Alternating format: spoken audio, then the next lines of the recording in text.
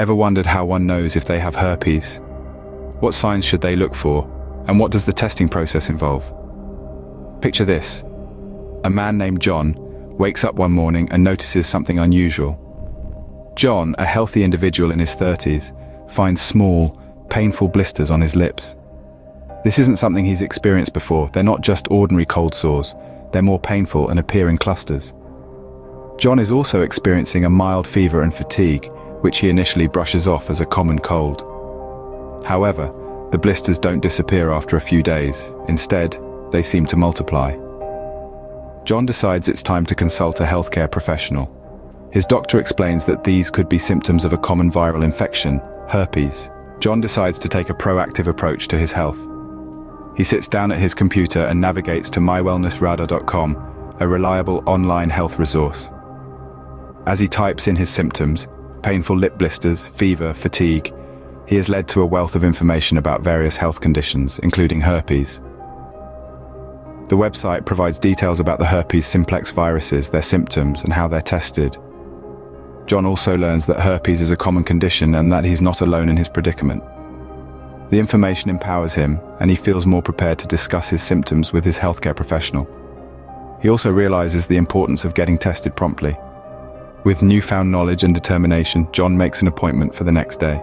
Herpes, a term that often stirs fear and discomfort, is more common than one might think.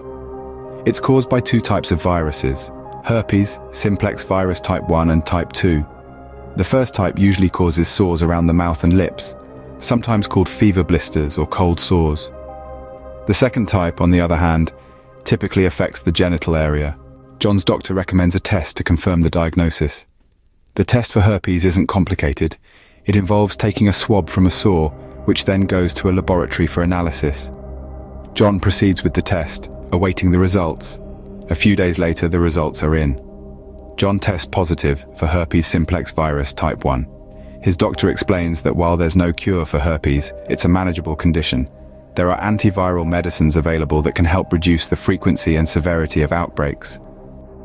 Now, what can we glean from John's experience? The key takeaways are simple.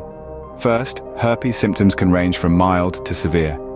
They typically include painful blisters around the mouth or genital area, mild fever, and fatigue. However, it's important to note that many people with herpes may not show any symptoms at all. Second, if you suspect you have herpes, consult a healthcare professional promptly. They can guide you through the testing process, which is straightforward and involves a swab test from a sore. Finally, remember that a positive herpes diagnosis isn't the end of the world.